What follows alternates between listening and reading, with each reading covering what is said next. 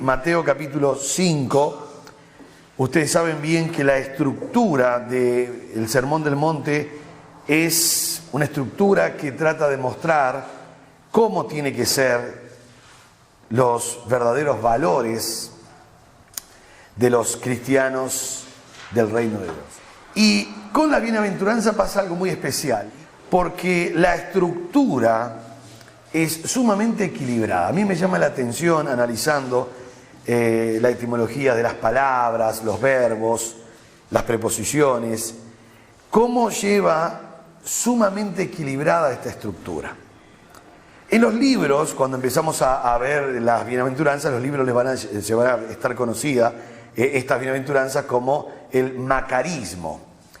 Le van a llamar el macarismo, o sea, conocida como la expresión macarismo, por causa de que viene de la palabra griega makarios, que quiere decir bienaventurado. Es una figura literaria, muchos no lo ven como figura literaria Mateo 5, pero es una figura literaria que sigue un esquema tripartito espectacular, muy bueno. Un esquema tripartito fijo, que va a haber una bendición, que es la bienaventuranza propiamente dicha, una bendición. Lo segundo que va a haber es un sujeto, que en este caso va a ser bienaventurados los pobres, bienaventurados los que lloran, bienaventurados los mansos. Entonces hay un sujeto. Tenemos la bendición, tenemos el sujeto o un sujeto y tenemos una oración causal, el famoso porque. Bienaventurados los pobres porque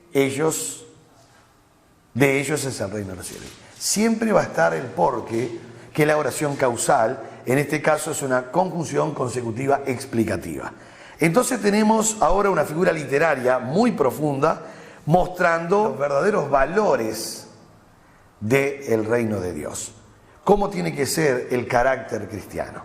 Entonces, vuelvo a repetir, figura literaria, sigue un esquema tripartito fijo, hay una bendición, hay un sujeto y hay una oración causal, que es el famoso porque en todo va a estar porque. Fíjese el verso 3, bienaventurados ahí están los pobres en espíritu porque de ellos es el reino de los cielos. Y así se va a repetir porque es un esquema tripartito fijo. El verso 4, bienaventurados, ahí están los sujetos, los que lloran, porque ahí está perfectamente la oración causal, mostrando la famosa explicación.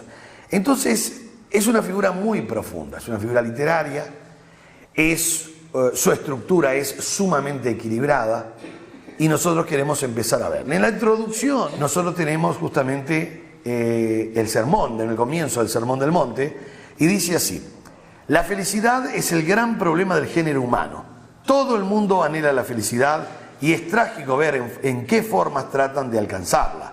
La gran mayoría, por desgracia, lo hace en una forma tal que no puede sino producir calamidades.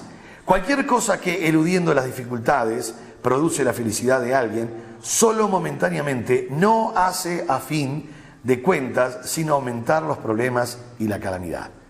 En esto se manifiesta el engaño absoluto del pecado. Ofrece siempre felicidad, recuerden eso, siempre el pecado ofrece felicidad, y conduce siempre a la infelicidad y a la desdicha y calamidad final. El Sermón del Monte dice, sin embargo, que si se desea ser verdaderamente feliz, esta es la forma. Esta y solo esta es la clase de persona que es verdaderamente feliz, es realmente bienaventurada. Esta es la clase de persona que ha de ser felicitada por Dios. No se olviden que bienaventurado, ahora justamente voy a pasar a explicar la palabra makarios, es la felicidad. Hay ciertas lecciones generales, creo, que se pueden sacar de las bienaventuranzas. Primero, todos los cristianos han de ser así. Pongan atención en esto. Esto no es para algunos cristianos esta bienaventuranza, es para todos. Por eso puse primero, todos los cristianos han de ser así. Lean las bienaventuranzas y en ellas encontrarán una descripción de lo que ha de ser el cristiano. No es la simple descripción de algunos cristianos excepcionales. Nuestro Señor no dice que va a describir cómo va a ser algunos seres extraordinarios en este mundo. Describe a cada uno de los cristianos. Tiene la idea también de suscitar gozo y alegría en medio de una situación que, según los valores de la sociedad, y muy problemáticos con estos valores, no sería de ninguna forma motivo de alegría. Para colmo, los parámetros de este mundo no va a generar alegría. Además, enseñan cómo debe ser el carácter de los súbditos del reino de los cielos. Entonces estamos enfrente, se darán cuenta que estamos enfrente de el desarrollo del carácter cristiano basado en las bienaventuranzas. Y la definición de bienaventurados en griego es griego makarios. Por eso la bienaventuranza de Mateo es conocida como la expresión macarismo. En muchos libros va a aparecer esta expresión, los macarismos, o en este caso macarismo. ¿Por qué? Porque viene de la palabra griega makarios, que quiere decir bienaventurado.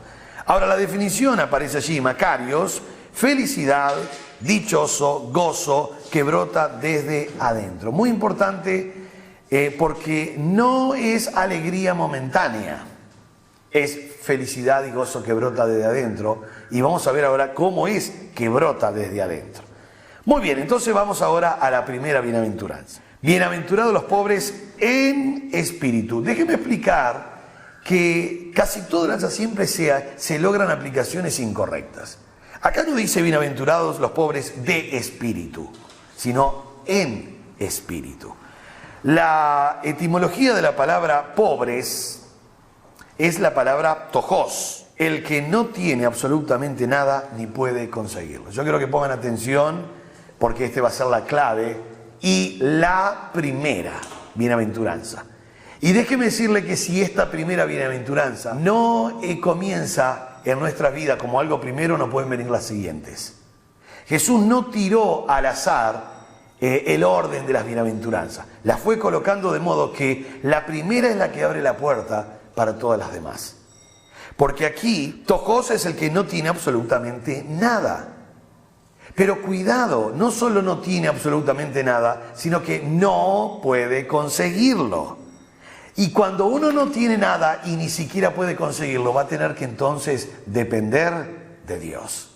Y esta es la primera puerta para las grandes bendiciones que vamos a seguir viendo. Es la bienaventuranza de específicamente estar dependiente, buscando los recursos de Dios. No sorprende para nada que sea esta bienaventuranza la primera, porque obviamente es, como veremos, la clave de todo lo que sigue. Esto es la clave. Esta bienaventuranza, los pobres, los tojos, en pneumatos, o sea, en espíritu. Quiere decir que todo lo que viene es por causa de que estamos dependiendo de los recursos de Dios.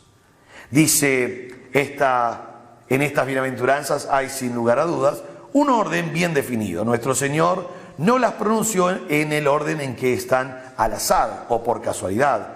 Hay en ellas lo que podríamos llamar una secuencia espiritual lógica. Esta primera bienaventuranza debe necesariamente ser la primera, simplemente porque sin ella no hay acceso al reino de los cielos o al reino de Dios. No hay nadie en el reino de Dios que no sea pobre en espíritu.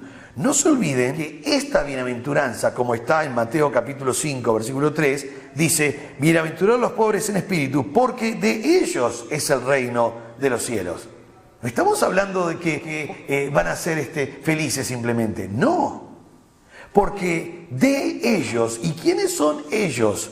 Los que están siendo dependientes de los recursos de Dios. Obviamente, el que no quiera depender de Dios, es lógico que no puede ser de ellos el reino de Dios. O sea, se pierde la primera y la gran bendición del reino de los cielos.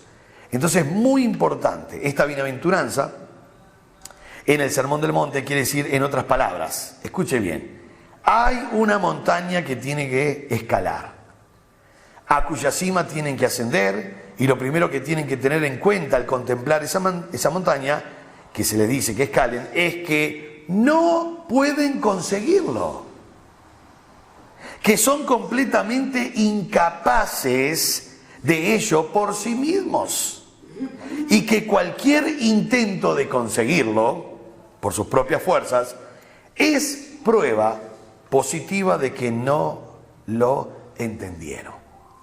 Ahora, ¿qué es lo que quiero mencionar? Pobres respecto a su espíritu. La persona se da cuenta que su espíritu no tiene absolutamente nada, que depende de los recursos de Dios y que si no es Dios, él no solo no tiene, sino que no podría conseguir.